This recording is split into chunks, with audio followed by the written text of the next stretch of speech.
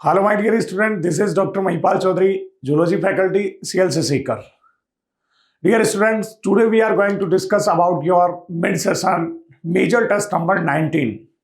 और ये टेस्ट दोस्तों आपके लिए फुल सिलेबस टेस्ट है, यानी कि रियल में नीट में जो पेपर आना है उसके पैटर्न पे ही टोटल कंप्लीट सिलेबस से पेपर बनाया गया है। तो इस पेपर को बहुत अच्छे से फोकस करते हुए आपको सॉल्व करना है, और अगर आपकी कोई क्वेश्चन मिस्टेक हुई है तो उसका एनालिसिस जरूर करना है। तो क्वेश्चन नंबर फर्स्ट जो जूलॉजी सेक्शन में 101 से क्वेश्चन दिए गए हैं, उनमें फर्स्ट क्वेश्चन है study the flow chart given below and identify the missing parts A B C and D and E. A B C D E को identify करना है। जो आपको फ्लो चार्ट दिया हुआ है, पहले दिया हुआ है यहाँ एक तरफ किंगडम दिया हुआ है, दूसरी तरफ level of organisation, symmetry, body cavity या फिर सीलॉम और फाइलम। सबसे पहले ए के लिए बोला गया है कि एज ऐसे एनिमल जिनमें मोस्टली एसिमेट्रिकल होते हो और साथ ही सीलॉम भी नहीं होती, और फाइलम पोरीफेरा के एनिमल्स की बात करें तो फाइलम पोरीफेरा के एनिमल्स के लिए ए के लिए पूछा है कि इनमें लेवल ऑफ ऑर्गेनाइजेशन क्या होगा। तो डेफिनेटली पोरीफेरेंस के अंदर लेवल ऑफ ऑर्गेनाइजेशन कैसा होता है, सेलुलर। तो ए की बात करें तो ए के लिए आपको सेलुलर आइडेंटिफाई करना है। तो फर्स्ट ऑप्शन में भी सेलुलर है, सेकंड में भी सेलुलर है, थर्ड ऑप्शन में भी सेलुलर है, तो फोर्थ ऑप्शन में भी सेलुलर है, यानी कि इससे आंसर नहीं निकलेगा। आगे बढ़ो, दूसरे वाले को और आइडेंटिफाई करना है। उसके बाद में बी के लिए पूछा है, सीलॉम रिप्रेजेंट की गई है। सीलॉम के बारे में पूछा है कि सिलेंट्रेट या फिर टीनोफोर्स, इनके अंदर सीलॉम कैसी होती है। तो डेफिनेटली इनमें सीलॉम प्रेजेंट नहीं होती है, यानी कि बी की बात करें तो बी क्या होगा, एसिलोमेट या एसिलोमेटा होगा। तो बी को आप एसिलोमेटा से रिलेटेड आइडेंटिफाई करोगे, तो बी को एसिलोमेटा बता रखा है ओनली और ओनली दो ही ऑप्शन में, सेकेंड एंड थर्ड ऑप्शन में। उसके बाद में लेकिन अब आगे और सी को और आइडेंटिफाई करना है। सी के लिए बोला गया है आगे प्लेटीहेल्मिन्थीज से लेके और कोर्डेटा तक के एनिमल्स के अंदर सिमेट्री को आपको ऑब्जर्व करना है। तो डेफिनेटली प्लेटीहेल्मिन्थीज से लेके और कोर्डेटा तक के एनिमल्स में अगर एक्सेप्शन को इंक्लूड नहीं करें तो डेफिनेटली ऑलमोस्ट ऑल एनिमल्स की बात करें तो उनके अंदर सिमेट्री कैसी होती है, डेफिनेटली सिमेट्री बाइलेटरल होगी। इसी वजह से सी की बात करें तो सी को बाइलेटरल केवल सेकंड ऑप्शन में दिखा रखा है। और डी की बात करें तो एनिमल्स विद फॉल्स सीलोम यानी कि स्यूडोसीलोमेट एनिमल की बात करें तो एस्केल्मिन्थीज के मेंबर होंगे। और साथ ही ई की बात करें तो ई के लिए बोला है ट्रू सीलोमेट एनिमल्स के लिए, तो ई सीलोमेट होगा। इसी वजह से करेक्ट इंफॉर्मेशन की बात करें तो ए को सेलुलर, बी को एसिलोमेटा, सी के अंदर बाइलेटरल सिमेट्री, तो डी एस्केल्मिन्थीज के एनिमल्स और ई जो है वो सीलोमेट्स होंगे इस फ्लो चार्ट के अंदर। इसी वजह से क्वेश्चन नंबर फर्स्ट की बात करें तो इसका करेक्ट आंसर होगा सेकंड वाला। देन क्वेश्चन नंबर 102 में पूछा है मेलफिजियन ट्यूब्यूल्स आर लाइंड बाय, मेलफिजियन नलिकाएं आश्रित होती हैं। तो डेफिनेटली मेलफिजियन ट्यूब्यूल्स जो इंसेक्ट होते हैं ऑर्थ्रोपोड्स, उनके अंदर मेन एक्सक्रीटरी स्ट्रक्चर होती हैं और उनके अंदर पहला ऑप्शन दिया हुआ है glandular epithelium with ciliated sales. Definitely glandular cells होंगी और साथ ही फ्री एंड सरफेस के ऊपर और क्या हो सकता है, सेल्स पे सीलिया भी प्रेजेंट होता है। तो डेफिनेटली फर्स्ट ऑप्शन के अंदर ही जो इंफॉर्मेशन दी हुई है ग्रंथिल उपकला जिसमें पक्षमा भी कोशिकाएं होती हैं, यही इसका करेक्ट आंसर जाएगा। इसी वजह से क्वेश्चन नंबर 102 की बात करें तो इसका करेक्ट आंसर होगा फर्स्ट वाला। Then question number 103, question number 103 में पूछा है which of the following statements are correct for basis of classification of animals. Animals के बेसिस ऑफ क्लासिफिकेशन से रिलेटेड आपको करेक्ट स्टेटमेंट वाला ऑप्शन तलाशना है। पहला स्टेटमेंट जो है वो दिया हुआ है an undifferentiated layer mesoglea is present between the ectoderm and endoderm in triploblastic animals। Triploblastic animals का मतलब जिनके अंदर तीनों जर्मिनल लेयर्स बन जाती हैं, लेकिन यहां पे स्टेटमेंट में बोला गया है कि अभी तक थर्ड जर्मिनल लेयर नहीं बनी है, अनडिफरेंशिएटेड मेसोग्लिया है। तो फर्स्ट स्टेटमेंट जो है वो ठीक है नहीं है। उसके बाद में सेकंड स्टेटमेंट में बोला है annelids, molluscs, arthropods, echinoderms, hemichordates and chordates are coelomate. Definitely सभी एनिमल्स एनेलिडा टू कॉर्डेटा तक के एनिमल्स की बात करें तो यहां जो रिप्रेजेंट किए गए सभी क्या होंगे, सीलोमेट होंगे, यानी कि इंफॉर्मेशन सही है। उसके बाद में थर्ड स्टेटमेंट में दिया गया aschelminthes are called pseudocoelomates. Definitely true coelom इनमें प्रेजेंट नहीं होती है, मीजोडर्म के द्वारा लाइन नहीं होगी, वहां पे मीजोडर्मल टिश्यूज स्कैटर्ड पाउच की फॉर्म में प्रेजेंट होते हैं। थर्ड स्टेटमेंट भी करेक्ट होगा। उसके बाद में फोर्थ के लिए बोला है the animals in which the body cavity is absent are called acoelomates. Definitely जिनमें बॉडी कैविटी प्रेजेंट नहीं होगी उनको एसिलोमेट्स बोला जाएगा, ये बात भी सही है। फिफ्थ स्टेटमेंट में बोला है platyhelminthes to chordates are called diploblastic animals. Platyhelminthes to chordate की बात करें तो ये डिप्लोब्लास्टिक नहीं, त्रिकोर की नहीं बेटा, द्विकोर के नहीं, ये कैसे होते हैं, त्रिकोर की होंगे। इसी वजह से फिफ्थ स्टेटमेंट की बात करें तो ये करेक्ट नहीं होगा। अब यहाँ पे फर्स्ट एंड फिफ्थ को छोड़ के सभी करेक्ट होंगे और ऐसा ऑप्शन दिया हुआ है जिसमें second, third and fourth correct हो, थर्ड वाला। इसी वजह से क्वेश्चन नंबर 103 की बात करें तो इसका करेक्ट आंसर प्रेफर करेंगे number third. Then question number 104. Question number 104 फिर से select statement based question है। Select the correct statements from the following. पहला स्टेटमेंट दिया हुआ है coelentrates have tentacles and bear nidoblast. Exactly information correct है। Coelenterates के लिए कि नीडोब्लास्ट सेल से भी प्रेजेंट होती हैं और टेंटेकल्स भी प्रेजेंट होते हैं। बी स्टेटमेंट में दिया गया है ctenophores are marine animals with comb plates. Definitely comb plates present होते हैं। टीनोफोरा की बात करें तो और ये एक्सक्लूसिवली मैराइन एनिमल्स भी होते हैं। थर्ड स्टेटमेंट बोला गया है annelids are metamerically segmented animals with a true coelom. ये बात भी सही है। एनालिडा के एनिमल्स की बात करें तो उनकी body externally and internally segments के अंदर डिवाइडेड होती है और साथ ही उनके अंदर सीलोम भी ट्रू टाइप की होती है। ये इंफॉर्मेशन भी करेक्ट है। फिर आगे दिया हुआ है The echinoderms possess mesodermal skeleton composed of calcareous plates या फिर ऑसिकल्स। ये इंफॉर्मेशन भी बिल्कुल ठीक है। इकाइनोडर्म्स की बात करें तो उनके अंदर मीजोडर्मल डिराइव्ड कैल्केरियस से ऑसिकल्स जो हैं वो सपोर्टिंग स्ट्रक्चर के बतौर काम करेंगी, यानी कि इंफॉर्मेशन बिल्कुल सही है। उसके बाद में आगे दिया हुआ है ई स्टेटमेंट के अंदर hemichordates are small group of worm like a marine animals characterized by cylindrical body with proboscis collar and a trunk। ये बात भी सही है।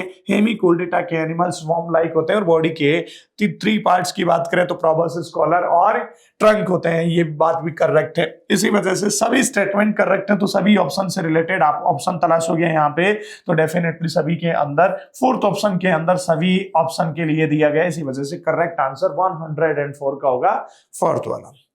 Then question number 105। Question number 105 पे मेजदी कॉलम का से रिलेटेड क्वेश्चन नहीं, एक ही ऑप्शन सेलेक्ट करना है। एक तरफ टिश्यू दिए हुए हैं, दूसरी तरफ उनका अपीयरेंस कैसा आएगा उससे रिलेटेड। तो choose the correct option with respect to the type of tissue and their appearance. पहला ऑप्शन दिया हुआ है क्यूबोइडल एपिथेलियम। क्यूबोइडल एपिथेलियम के लिए बोला है कि इनका फ्लैट रेगुलर बाउंड्रीज वाला अपीयरेंस आता है, तो फ्लैट सेल्स नहीं होती है, तो फर्स्ट ऑप्शन ठीक नहीं है। दूसरे में बोला है स्क्वेमस एपिथेलियम।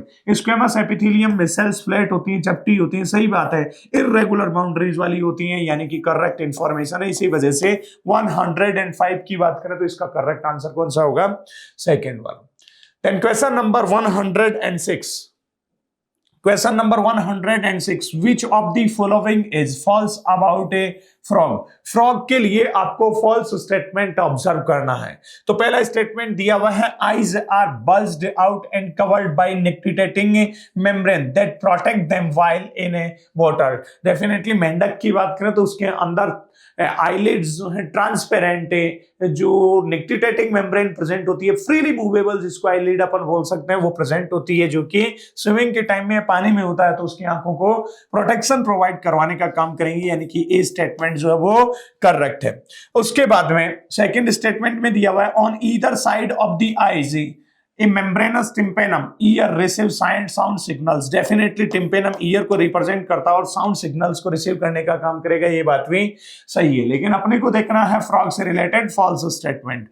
थर्ड ऑप्शन में दिया हुआ है the four limbs and hind limbs helps in swimming walking leaping and burrowing. Definitely limbs की बात करें तो ये हेल्पफुल होते हैं इन फंक्शन के अंदर। डी के अंदर दिया हुआ है the hind limbs and in 5 digits. Hind limbs 5 अंगुलियों पे टर्मिनेट हो रहे हैं and they are larger and muscular than fore limbs. ठीक बात है, दैट एंड इन 4 डिजिट्स, जो 4 डिजिट्स वाले 4 लिम्स होते हैं उनसे ज्यादा मस्कुलर भी होते हैं और लार्जर भी होते हैं, और साथ ही 5 डिजिट्स पे टर्मिनेट होता है हैंड लिम्स, यानी कि ये स्टेटमेंट भी बिल्कुल करेक्ट है। फिर आगे बोला है fit have web digit that helps in swimming. Hind limbs की बात करें तो मेंढक के पीछे वाले पैरों के अंदर अंगुलियां जो हैं वो वेब्ड होती हैं, अंगुलियों के बीच में जाल जैसी संरचना होती है, ये बात सही है, इसी वजह से जो कि हेल्पफुल होगी स्विमिंग के अंदर, तो ये भी करेक्ट कंसिडर करेंगे।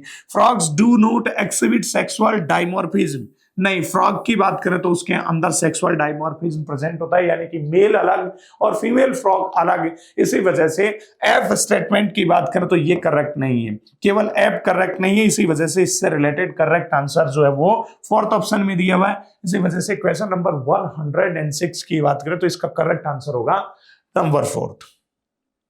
Then question number 107, question number 107 की बात करें तो मेजदी कॉलम का क्वेश्चन है।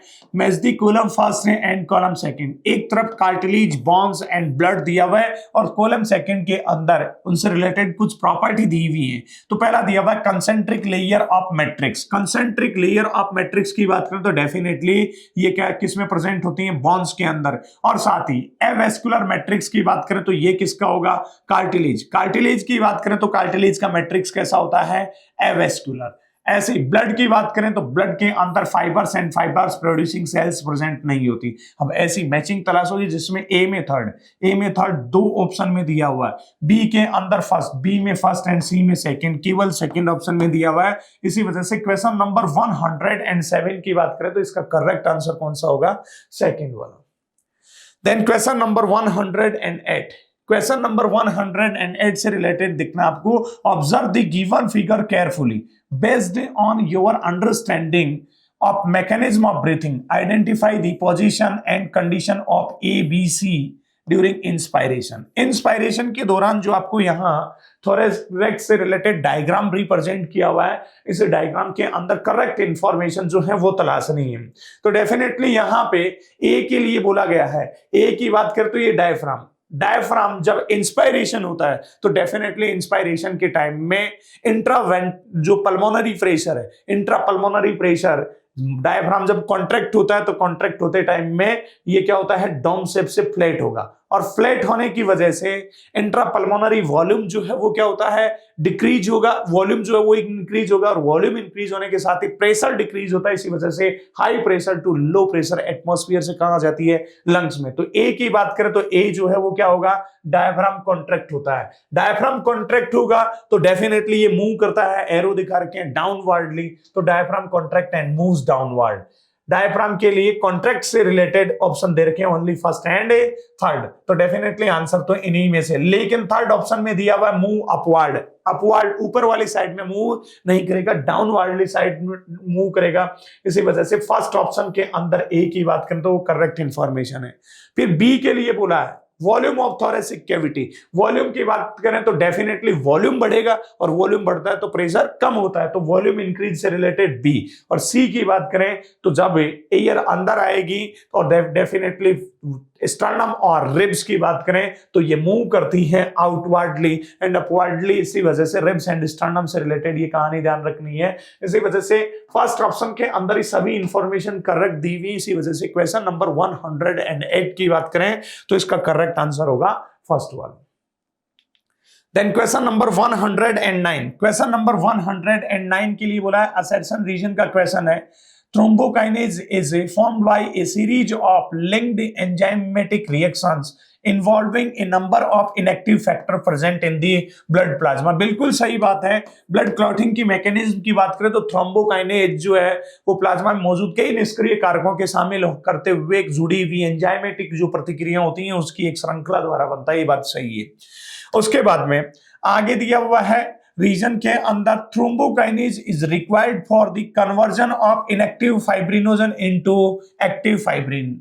इनएक्टिव फाइब्रिनोजन को फाइब्रिन के अंदर एक्टिव करने का काम जो है ये थ्रोम्बोकाइनेज का नहीं होगा, इसी वजह से रीजन की बात करें तो यहाँ करेक्ट इंफॉर्मेशन नहीं है। तो ए सही हो और आर इनकरेक्ट हो, उससे रिलेटेड करेक्ट आंसर आप तलाशोगे तो A is true but R is false, ऐसा ऑप्शन दिया हुआ थर्ड। इसी वजह से क्वेश्चन नंबर 109 की बात करें तो इसका करेक्ट आंसर कौन सा होगा, थर्ड वाला।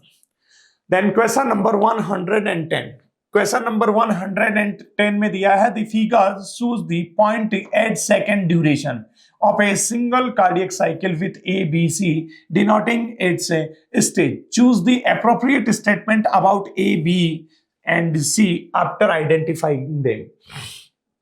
इस डायग्राम को ऑब्जर्व करोगे तो डेफिनेटली सपोज करो 0 से लेके और यहां पे आप 0 या फिर इस साइकिल को आप ऐसे ऑब्जर्व करोगे तो 0.8 सेकंड पे कंप्लीट हो गए cardiac cycle.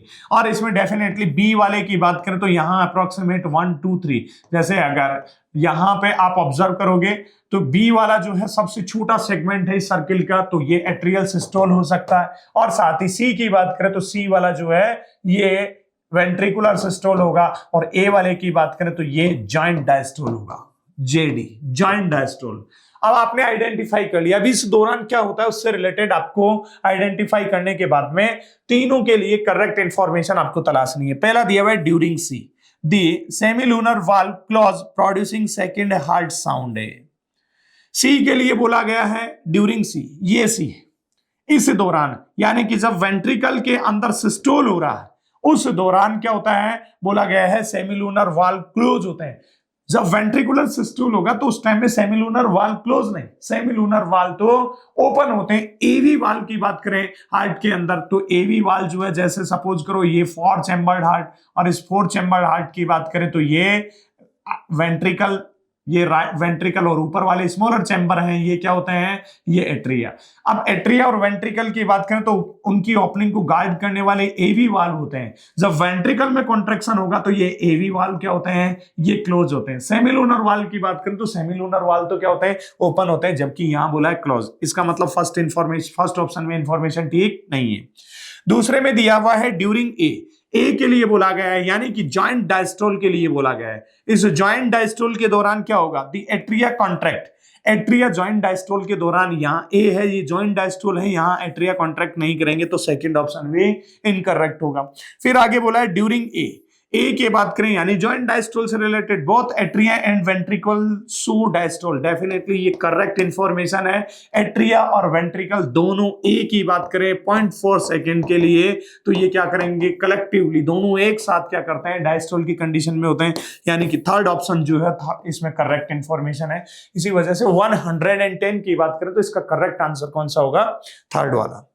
Then question number 111, question number 111 में पूछा है if a loop of Henle were absent from mammalian nephron which of the following is to be expected. अगर नेफ्रॉन्स में लूप ऑफ हेनले जो है वो एब्सेंट हो तो कौन सी प्रोसेस जो है वो अफेक्ट होगी। तो पहला ऑप्शन दिया हुआ है the urine will be more dilute, definitely जो लूप ऑफ हेनले है वो क्या कर सकती है, कंसंट्रेट कर सकती है। जैसे ही मेडुला से की तरफ एंटर करेगा descending limb of loop of Henley के अंदर, तो वहां से वाटर जो है उसके लिए परमेबल होने की वजह से वाटर का रीअब्जॉर्प्शन होने होता है और कंसंट्रेशन करवाने का काम करता है। लेकिन अगर लूप ऑफ हेनले है ही नहीं तो डेफिनेटली उधर से यूरिन पास आउट होगा, मेडुलरी इंटरस्टिशियल कंसंट्रेशन जो ग्रेडियंट होता है उसके अकॉर्डिंग वहां पे एक्सचेंज होके और वो कंसंट्रेट नहीं होगा, इसी वजह से यहां पे यूरिन जो है वो क्या होगा, और ज्यादा डाइल्यूट होगा, यानी कि कंसंट्रेट प्रॉपर पूरा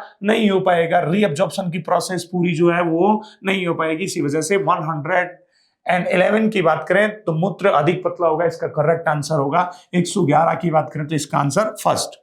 देन क्वेश्चन नंबर 112 के अंदर दिया हुआ है in given figure of appendicular skeleton how many bones are involved.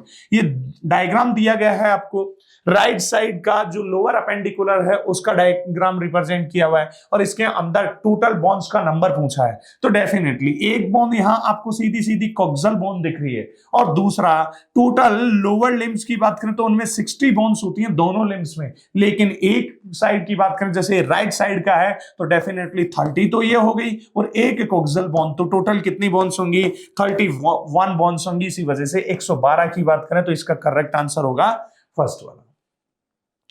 Then question number 113, question number 113 AR का क्वेश्चन है, असर्शन रीजन का क्वेश्चन है।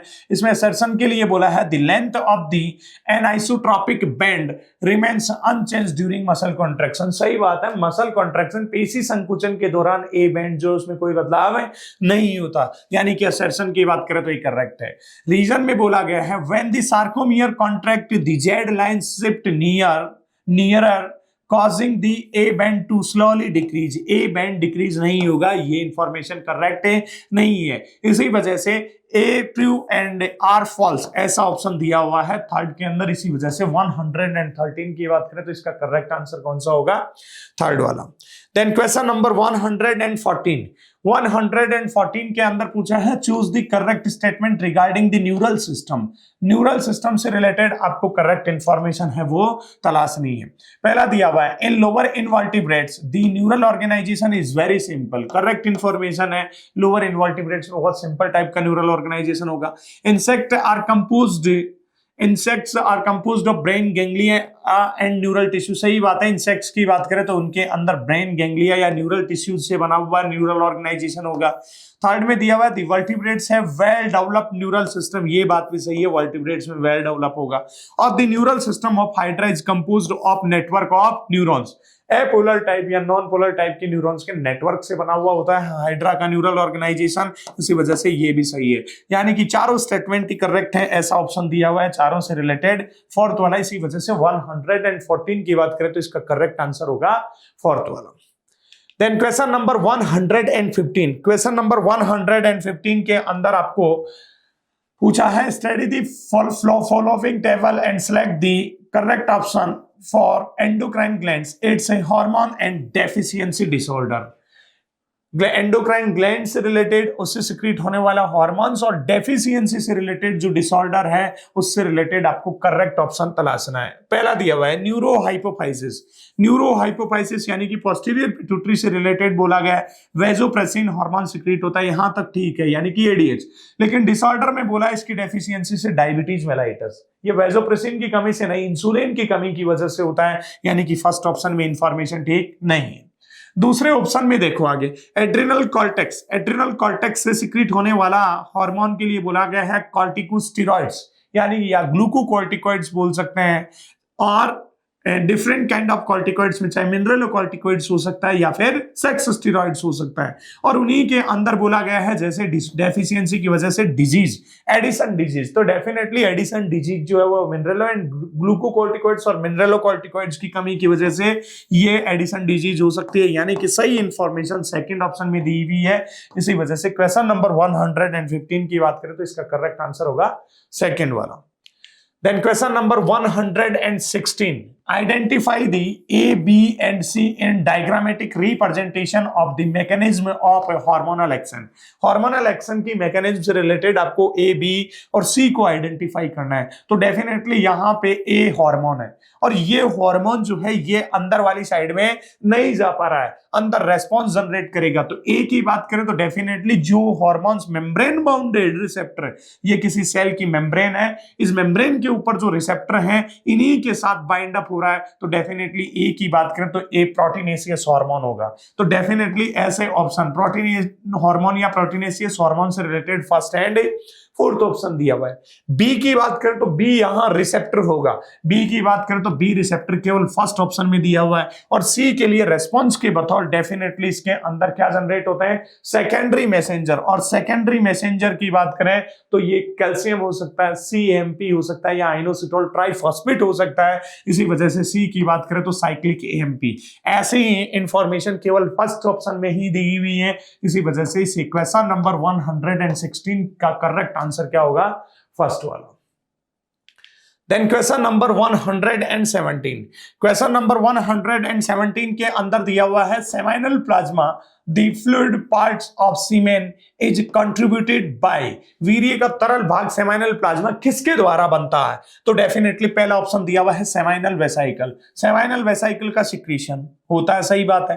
Prostate gland, definitely prostate gland जो उसका सिक्रीशन भी होगा। यूरेथ्रा, यूरेथ्रा को इंक्लूड नहीं करेंगे। Bulbourethral glands, definitely male के अंदर ये भी इसका सिक्रीशन भी होगा, इसी वजह से फर्स्ट, थर्ड एंड फोर्थ से रिलेटेड ऑप्शन दिया हुआ है सेकंड। इसी वजह से 117 की बात करें तो इसका करेक्ट आंसर कौन सा होगा? सेकंड वाला। Then question number 118, question number 118 में पूछा है mature Graafian follicle is generally present in the ovary of a healthy human female around. Mature Graafian follicle की बात करें तो एक हेल्दी ह्यूमन फीमेल की बात करें तो मेंस्ट्रुअल साइकिल के दौरान उसमें कब प्रेजेंट होगी, उससे रिलेटेड ये क्वेश्चन पूछा है। और पहले ऑप्शन में दिया हुआ है 5 to 8 days of menstrual cycle. नहीं, मेंस्ट्रुअल साइकिल के 5 to 8 डेज की बात करें तो फॉलिकुलर डेवलपमेंट के टाइम में वहां पे डेवलपमेंट चल ही नहीं रहा होता है, इनिशियली उनको स्टिमुलेट किया जाता है डेवलपमेंट के लिए, तो पहला ऑप्शन ठीक नहीं है। दूसरे ऑप्शन के अंदर दिया हुआ है 11 to 14 days of menstrual cycle, ये बात सही है। अगर 11 to 14 डे, यूजुअली अगर 28 डेज का मेंस्ट्रुअल साइकिल है तो 14 डे, 13 to 14 डे की बात करें तो प्रोबेबल जो है ओवुलेशन होना है, और इसी वजह से वहां मैच्योर ग्राफियन फॉलिकल है वही ब्रस्ट होके क्या करवाती है? ओवुलेशन करवाती है। इसी वजह से 11 to 14 days of menstrual cycle की बात करें तो उसमें परिपक्व ग्राफियन फॉलिकल जो एक स्वस्थ है मानव महिला के अंडाशय में हो सकती है, तो ये ध्यान रखना। इसी वजह से क्वेश्चन नंबर 118 का करेक्ट आंसर कौन सा होगा? सेकंड वाला। Then question number 119, question number 119 में पूछा है choose the incorrect statement from the following. Incorrect option देखना है। In birds and mammals internal fertilisation takes place, सही बात है, बर्ड्स के अंदर और मैमल्स में फर्टिलाइजेशन इंटरनल होगा। दूसरा दिया हुआ है colostrum divide of antibodies and nutrients, नहीं, कोलेस्ट्रम की बात करें तो ये तो रिच होता है, एंटीबॉडीज भी होती हैं और न्यूट्रिएंट से भरपूर होता है, तो इनकरेक्ट, गलत पूछा है और गलत डेफिनेटली सेकंड है। इसी वजह से 119 की बात करें तो इसका करेक्ट आंसर कौन सा होगा? सेकंड वाला। Then question number 120, question number 120 में पूछा है eight which stage of life the oogenesis process initiated, definitely embryonic developmental stage या इंट्रायूटेराइन लाइफ की बात करें फीमेल की तो उसी दौरान oogenesis की प्रोसेस स्टार्ट हो जाती है, इनिशिएट हो जाती है। इसी वजह से क्वेश्चन नंबर 120 की बात करें तो इसका करेक्ट आंसर होगा फर्स्ट वाला। देन क्वेश्चन नंबर 121 में पूछा है in human beings at the end of 12 week या first trimester of pregnancy the following is observed. First trimester के एंड की बात करें तो एक डेवलपिंग फीटस में आपको क्या देखने को मिलेगा, उससे रिलेटेड आपको करेक्ट इंफॉर्मेशन तलाशनी है। तो पहला दिया हुआ है eyelids and eyelashes are formed, नहीं, most of the major organ system are formed, बिल्कुल सही बात है। फर्स्ट ट्राइमेस्टर के एंड की बात करें तो तब तक ज्यादातर जो अधिकांश प्रमुख अंग तंत्र जो है वो बन चुके होंगे। इसी वजह से क्वेश्चन नंबर 121 का करेक्ट आंसर कौन सा होगा? सेकंड वाला। Then question number 122, question number 122 में पूछा है the correct surgical procedure as a contraceptive method. Contraceptive method के लिए सर्जिकल जो प्रोसीजर है उसको देखना है आपको। ओवेरेक्टोमी, सर्जिकल मेथड में ओवरी को रिमूव नहीं करते हैं और ना ही टेस्टिस को रिमूव करते हैं। इसी वजह से दूसरा दिया हुआ है स्ट्रेक्टोमी, पहले में ओवरी को निकालना, दूसरे में स्ट्रेक्टोमी यानी कि यूटेरस को निकालना, ये भी नहीं होगा। और थर्ड में दिया हुआ है वैसेक्टोमी। वैसेक्टोमी की बात करें तो डेफिनेटली वास डिफरेंस को कट एंड लाइगेट कर देना, यानी कि पुरुष नसबंदी की बात करें तो गर्भ निरोधक के लिए के रूप में सही शल्य प्रक्रिया होती है। इसी वजह से 122 का करेक्ट आंसर होगा थर्ड वाला। Then question number 123, question number 123 में पूछा है the method of directly injecting sperm into ovum is assisted by reproductive technology.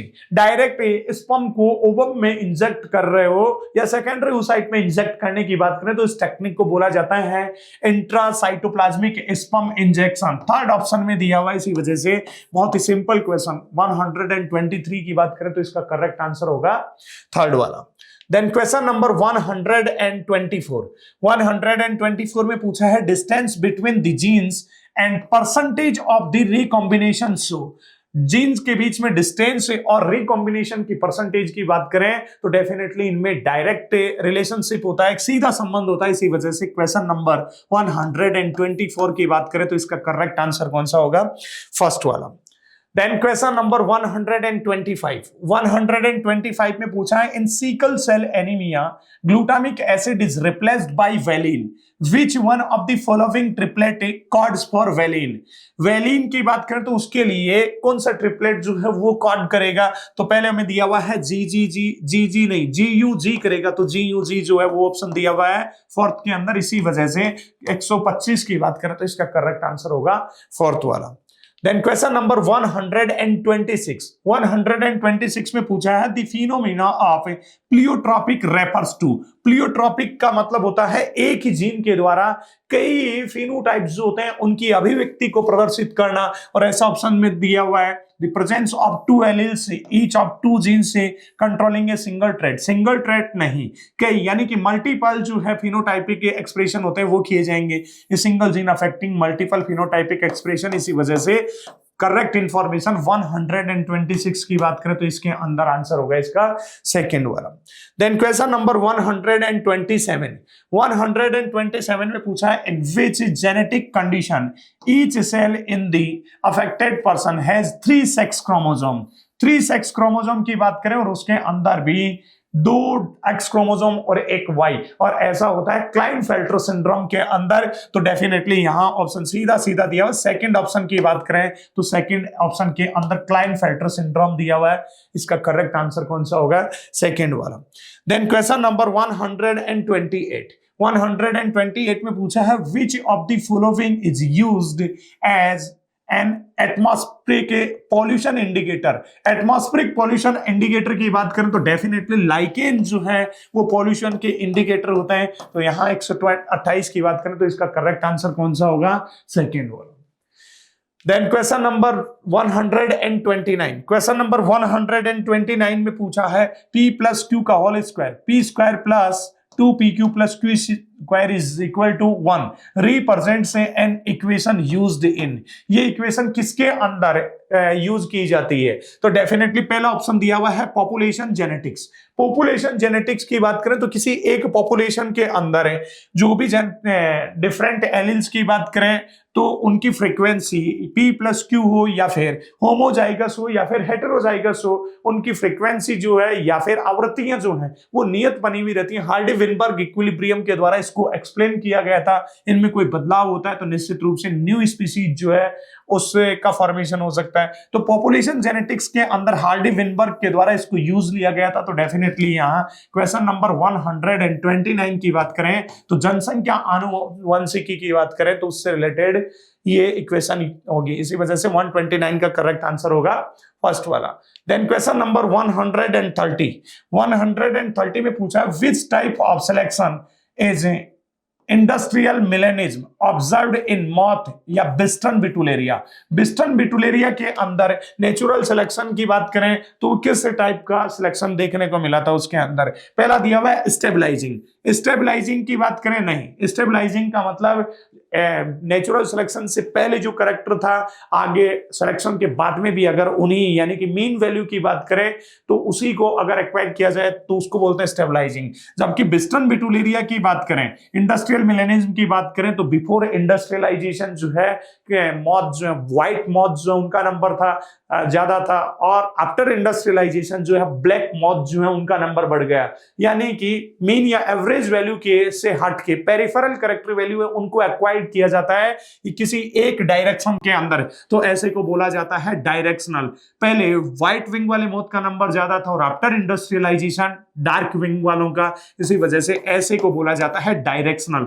इसी वजह से दिशात्मक के जो प्राकृतिक वर्ण है उसका एग्जाम्पल है, तो 130 का करेक्ट आंसर होगा सेकेंड वाला।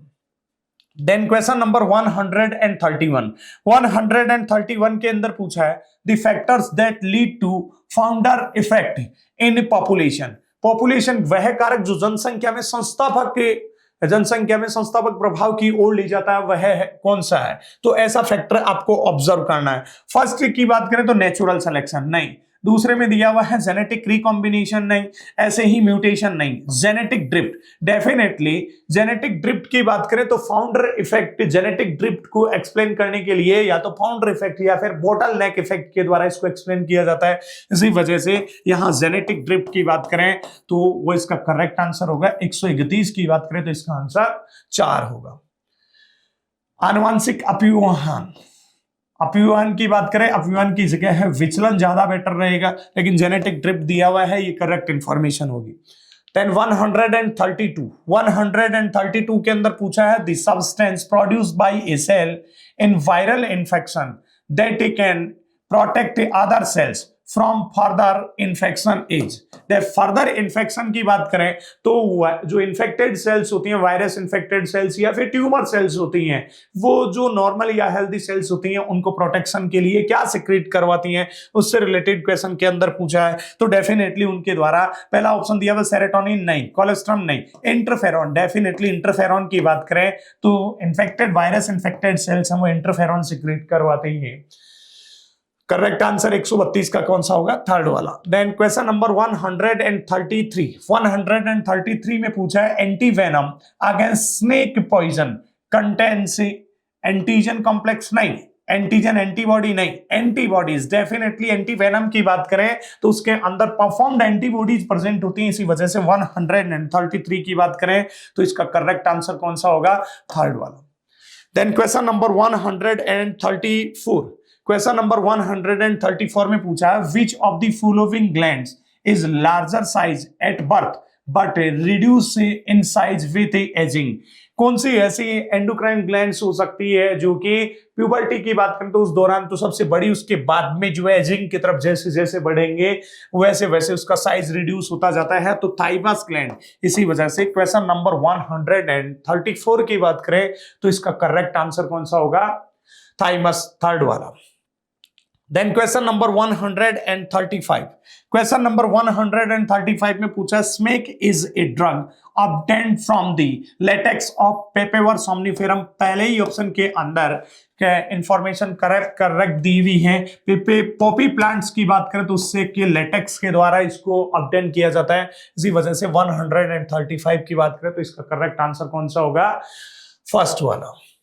Then question number 136 statement based question है। पहला दिया हुआ है Amphibia, Reptilia, Aves and mammals include in super class Tetrapoda. Definitely सभी क्लास की बात करें तो ये सभी क्लास किस सुपर क्लास के अंदर इंक्लूड की हुई है? सुपर क्लास टेट्रापोडा के अंदर। यानी कि स्टेटमेंट फर्स्ट की बात करें तो फर्स्ट स्टेटमेंट फर्स्ट क्या है? करेक्ट है। दूसरा दिया हुआ है स्टेटमेंट सेकंड के अंदर mammals have 2 pairs of limbs adapted for walking, running, climbing, burrowing, swimming और फ्लाइंग। बिल्कुल ये स्टेटमेंट भी करेक्ट है, दोनों स्टेटमेंट करेक्ट हैं, बोथ स्टेटमेंट आर करेक्ट। इसी वजह से 136 की बात करें तो इसका करेक्ट आंसर कौन सा होगा? फर्स्ट वाला। Then question number 137, question number 137 में पूछा है the body of simple organism like. NCERT की डायरेक्ट लाइन दी हुई है यहाँ पे सिंपल ऑर्गेनिज्म के बतौर, जैसे एनसीईआरटी ने हाइड्रा का एग्जांपल दिया हुआ है, तो ए की बात करें तो ए हाइड्रा होगा। Made up of different type of cells and exhibit large number 2। फिर सेकंड स्टेटमेंट में दिया हुआ है व्हेन 2 और more organs perform a common function by their physiochemical interaction they together form, वो क्या बनाते हैं? Definitely organ system, organ system. तो डेफिनेटली यहां बी की बात करें तो बी क्या होगा? बी ऑर्गन सिस्टम होगा। सी के लिए बोला है फिर आगे cells, fill in the blanks organ systems, तो डेफिनेटली सी क्या होगा यहाँ पे? सी टिश्यू होगा। तो cells, tissue, organ and organ system split up the work and exhibit the for survival, तो डिवीजन ऑफ लेबर, डिवीजन काम का बंटवारा उनके अंदर देखने को मिलेगा, तो डी जो है वो डिवीजन ऑफ लेबर होगा। ए की बात करें तो ए हाइड्रा से रिलेटेड एक ही ऑप्शन दिया हुआ है। बी की बात करें तो बी ऑर्गन सिस्टम, सी की बात करें तो सी टिश्यू एंड डी की बात करें तो डिवीजन ऑफ लेबर। ऐसा एक ही ऑप्शन में सारी इंफॉर्मेशन सही दी हुई है, वो सेकंड है। इसी वजह से 137 की बात करें तो इसका करेक्ट आंसर कौन सा होगा? सेकंड वाला। Then question number 138, question number 138 के अंदर पूछा है pick out the correct statement regarding आपको ये जो कर्व दिया हुआ है और कुछ इंफॉर्मेशन दी रिप्रेजेंट की हुई है, इससे रिलेटेड आपको करेक्ट इंफॉर्मेशन वाला ऑप्शन है तलाशना है। पहला दिया हुआ है, इसके अंदर पहला दिया हुआ है कर्व सी में बी नॉर्मल कर्व। इस सी की बात करें तो सी के लिए बोला गया है कि ये कर्व क्या हो सकता है, नॉर्मल हो सकता है। सही है। सपोज करो यहां पे जैसे P50 की बात करें तो उसको भी रिप्रेजेंट किया हुआ है 30 mm Hg एक तरफ और दूसरी तरफ परसेंटेज सैचुरेशन ऑफ हीमोग्लोबिन को रिप्रेजेंट किया हुआ है। C जो है वो नॉर्मल हो सकता है।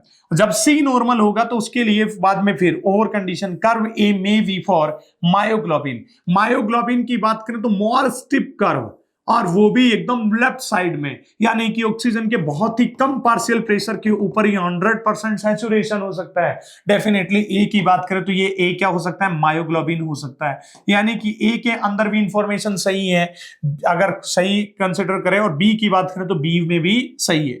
फिर सी के ऑप्शन जो है उसमें बोला गया है B represent saturation of haemoglobin. B के लिए बोला गया है कि हीमोग्लोबिन का सैचुरेशन लो PO2, डेफिनेटली सी के कंपैरिजन में लो PO2 के ऊपर ही सैचुरेशन हो जाएगा, यानी कि ये जो है स्टेटमेंट ये भी सही है। फिर डी के लिए बोला गया है, डी जो है वो रिप्रेजेंट्स लोअर PCO2।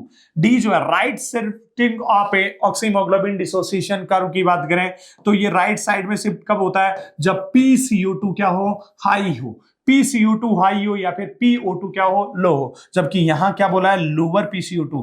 नहीं, ये बात ठीक नहीं है। ई कर्व बी के लिए बोला है रिप्रेजेंट हायर PCO2। बी की बात करें तो इधर PCO2 क्या होता है, लो होगा। लेफ्ट शिफ्ट की बात करें तो लो PCO2 एंड हाई PO2 के टाइम में लेफ्ट शिफ्ट होगा। इस वजह से यहाँ ई वक्र जो ई स्टेटमेंट है उसमें भी इंफॉर्मेशन ठीक नहीं है। ए बी और सी की बात करें तो वो करेक्ट है, इससे रिलेटेड ऑप्शन दिया हुआ है सेकंड। इसी वजह से 138 की बात करें तो इसका करेक्ट आंसर कौन सा होगा, सेकंड वाला।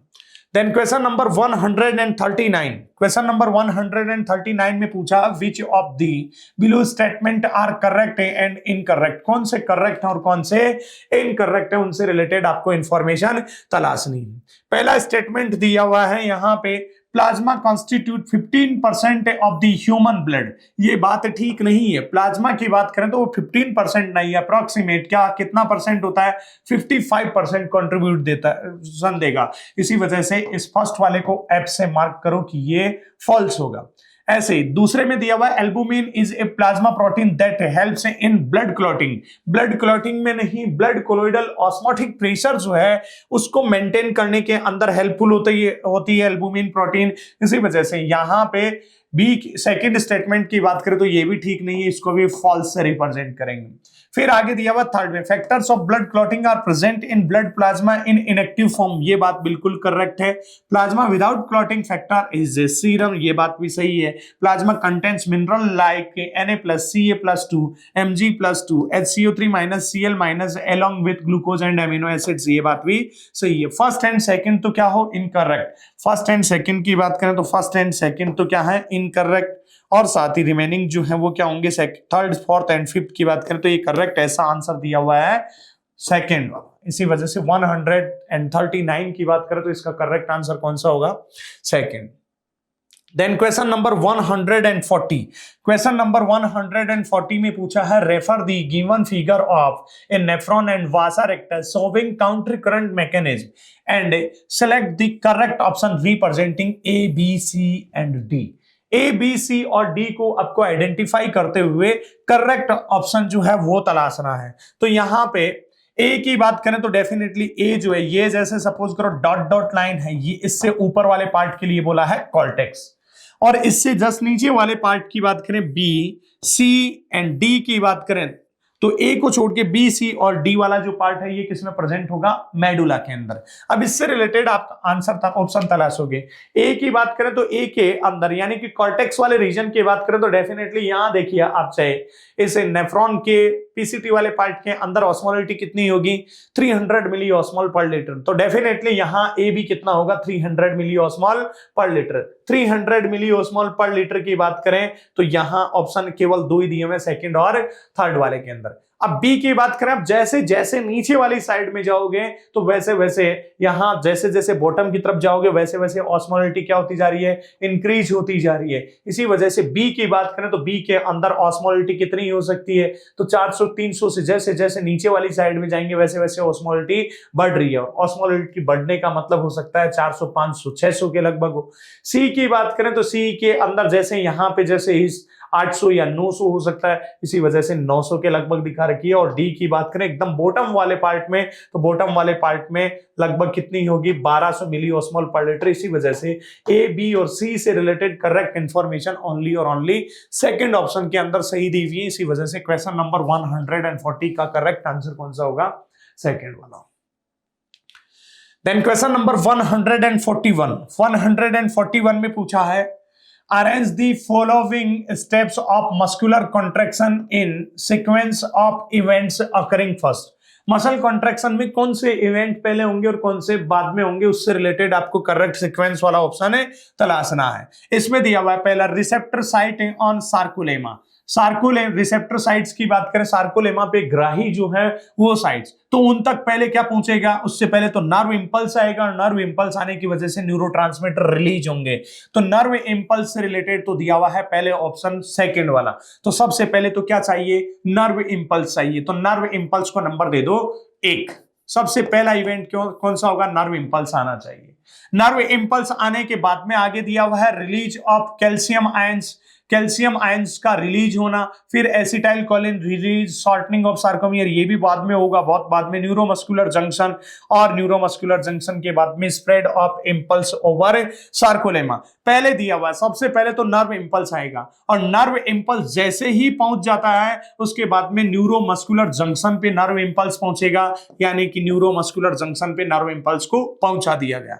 नर्व इंपल्स जैसे ही न्यूरोमस्कुलर जंक्शन पे पहुंच जाता है उसके बाद में डेफिनेटली वहां पे क्या होगा, एसिटाइल कोलिन जो है वो रिलीज होगा। न्यूरोट्रांसमीटर सिनेप्टिक वेसिकल जो है वो स्टिमुलेट होती हुई न्यूरोट्रांसमीटर रिलीज करवाएंगी, यानी कि यहां पे जो फोर्थ नंबर है इसको प्रेफर करेंगे। और उसके बाद में आगे अगर बात करें, फिर रिसेप्टर साइट ऑन सार्कोलेमा, ये न्यूरोट्रांसमीटर कहां बाइंड अप होंगे, रिसेप्टर साइट्स के ऊपर। और उसके बाद में जैसे ही रिसेप्टर साइट के ऊपर ये बाइंड अप हो जाएंगे उसके बाद में spread of nerve impulse over sarcolemma, muscle cell की जो मेम्ब्रेन है उसके ऊपर ये नर्व इंपल्स स्प्रेड होगा। और स्प्रेड होने के साथ ही अगर बात करें उसके बाद में कैल्शियम आयंस जो हैं सार्कोप्लाज्मिक रेटिकुलम से वो रिलीज होंगे, यानी कि इसको 5 नंबर पे प्रेफर करेंगे। और सबसे लास्ट की अगर बात करें तो उसके बाद में शॉर्टनिंग ऑफ सार्कोमियर, यानी कि फिलामेंट्स जो है डीमास्किंग होते हुए उनको क्या करवाएंगे, थिन फिलामेंट्स थिक फिलामेंट के ऊपर क्या कर जाते हैं, स्लाइड कर जाते हैं। अब ऐसी सीक्वेंस आप देखोगे जिसके अंदर सबसे पहले कौन सा लेना है, 1 2 सेकंड वाला, तो सेकंड को फर्स्ट नंबर पे 3 ऑप्शन में दिया हुआ है। उसके बाद में नंबर 6 न्यूरोमस्कुलर जंक्शन पे पहुंचाना है, यानी कि 6 नंबर की बात करें तो ये केवल और केवल एक ही ऑप्शन में दिया हुआ है, फर्स्ट ऑप्शन में। देन 3 नंबर पे फोर्थ, उसके बाद में 4 नंबर पे फर्स्ट, उसके बाद में 5 नंबर पे दिया हुआ है थर्ड वाला, और ये बिल्कुल सही। इसी वजह से फर्स्ट ही ऑप्शन के अंदर सारी इंफॉर्मेशन करेक्ट दी हुई है। इसी वजह से क्वेश्चन नंबर 141 की बात करें तो इसका करेक्ट आंसर कौन सा होगा, फर्स्ट वाला। देन क्वेश्चन नंबर 142 में पूछा है, given below is a graph showing change of potential difference occurring during conduction of a nerve impulse through an axon, which one is correct about the shaded area of A in this graph. इस A graph की बात करें तो इसके अंदर shaded area जो दिखा रखा है आपको, इस ए की बात करें तो ए के लिए आपको करेक्ट इंफॉर्मेशन देखनी है। यहां पहला देखिए, रेस्टिंग -70 मिलीवोल्ट की बात करें तो सपोज करो ये रेस्टिंग मेम्ब्रेन पोटेंशियल, ये आरएमपी है। इस resting membrane potential negative potential से 0 और 0 से कहां तक पहुंच गया, +30 मिलीवोल्ट तक। डेफिनेटली ये वाली स्टेज है, ये किसको रिप्रेजेंट कर रही है, जिसमें रेस्टिंग मेम्ब्रेन पोटेंशियल से एक्शन पोटेंशियल अटेन किया गया है। तो रेस्टिंग मेम्ब्रेन पोटेंशियल से एक्शन पोटेंशियल की बात करें तो ये शेडेड एरिया जो है ये क्या किसको रिप्रेजेंट करेगा, डीपोलराइजेशन को। तो डेफिनेटली एरिया ए है वो किसको डिनोट करेगा, डीपोलराइजेशन। और डीपोलराइजेशन किसकी वजह से होता है, तो ये आपको पता है NaVG sodium voltage gated channel open होते हुए सोडियम के इनफ्लक्स की वजह से होता है, ऐसा इंफॉर्मेशन आपको तलाशनी है। सो हाइपरपोलराइजेशन को शो नहीं कर रहा है। सो रीपोलराइजेशन को भी शेडेड एरिया रिप्रेजेंट नहीं कर रहा है। सो हाइपरपोलराइजेशन नहीं, so depolarisation due to opening of NaVGC। Correct information fourth option में दी हुई है, इसी वजह से 142 का करेक्ट आंसर कौन सा होगा, फोर्थ वाला। Then question number 143, question number 143 की बात करें तो इसमें पूछा है select the option that correctly identify A to C in chart A given below. A, B और C को आपको करेक्टली आइडेंटिफाई करना है। पहले में बोला है पैराथायरॉइड ग्लैंड। पैराथायरॉइड ग्लैंड क्या सिक्रीट करवाती है, डेफिनेटली पैराथा हार्मोन। और पैराथा हार्मोन की बात करें तो वो कैसे होते हैं, प्रोटीनेशियस या पेप्टाइड हार्मोन की बात करें तो पेप्टाइड कैटेगरी के अंदर कंसीडर करेंगे। और फिर B के लिए बोला है कि वो क्या कॉज करेंगे, तो parathyroid hormone peptide hormone secrete करवाते हैं, जो उन पेप्टाइड हार्मोन को ही पैराथायरॉइड हार्मोन या पैराथा हार्मोन बोलेंगे। और ये क्या करते हैं, तो डेफिनेटली सी की बात करें तो कैल्शियम मेटाबॉलिज्म पैराथा हार्मोन या कॉलिप्स हार्मोन की बात करें तो ब्लड कैल्शियम रेगुलेशन को मेंटेन करने का काम करता है। ऐसा ऑप्शन दिया हुआ है ओनली और ओनली किस ऑप्शन के अंदर, फोर्थ में। इसी वजह से 143 की बात करें तो इसका करेक्ट आंसर कौन सा होगा, फोर्थ वाला। देन क्वेश्चन नंबर 144 में पूछा है रेफर दी बिलो गिवन फिगर। इसमें ए की बात करें तो ए क्या होगा और बी क्या होगा, डेफिनेटली ए एड्रिनल कॉर्टेक्स को रिप्रेजेंट कर रहा है, तो बी एड्रिनल मेडुला को। इससे रिलेटेड आपको करेक्ट इंफॉर्मेशन तलाशनी है। पहला इसमें दिया हुआ what could be if inferred from the diagram illustrated above. पहला ऑप्शन दिया हुआ है part A and part B are two types of tissue. सही बात है। पार्ट ए की बात करें तो ये अलग ग्लैंडुलर टिश्यू है और बी की बात करें तो अलग glandular tissue, ecto mesodermal. B की बात करें तो एक्टोडर्मल ओरिजिन वाले ग्लैंडुलर टिश्यू और ए की बात करें तो मीजोडर्मल। सही बात है। फिर आगे बोला है under production of the hormones produced by part A is related to Addison's disease. Addison's disease की बात करें पार्ट ए यानी कि एड्रिनल कॉर्टेक्स से रिलेटेड जो हार्मोन है इनका अंडर प्रोडक्शन होगा, कम प्रोडक्शन होगा, तो उस कंडीशन में एडिसन डिजीज हो सकती है। ये बात सही है क्योंकि ग्लूकोकॉर्टिकॉइड्स और मिनरलोकॉर्टिकॉइड्स की डेफिशिएंसी की वजह से जो एड्रिनल कॉर्टेक्स से सिक्रीट होते हैं एडिसन्स डिजीज होती है, यानी कि ये बात भी सही है। ऐसे ही आगे दिया हुआ है फिर थर्ड ऑप्शन में part B secretes two hormones adrenaline and nor adrenaline. B की बात करें एड्रेनल मेडुला से, सही बात है, एड्रेनालिन नॉर एड्रेनालिन या इमरजेंसी हार्मोन सिक्रेट होते हैं। ऐसे ही फोर्थ में दिया हुआ है the hormone secreted by part B are released to stress situation.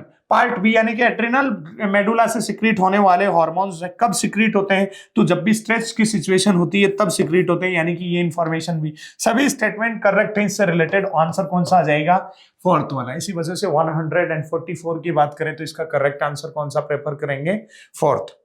Then question number 145, question number 145 में पूछा है Mendel's law of independent assortment hold good for gene situated on.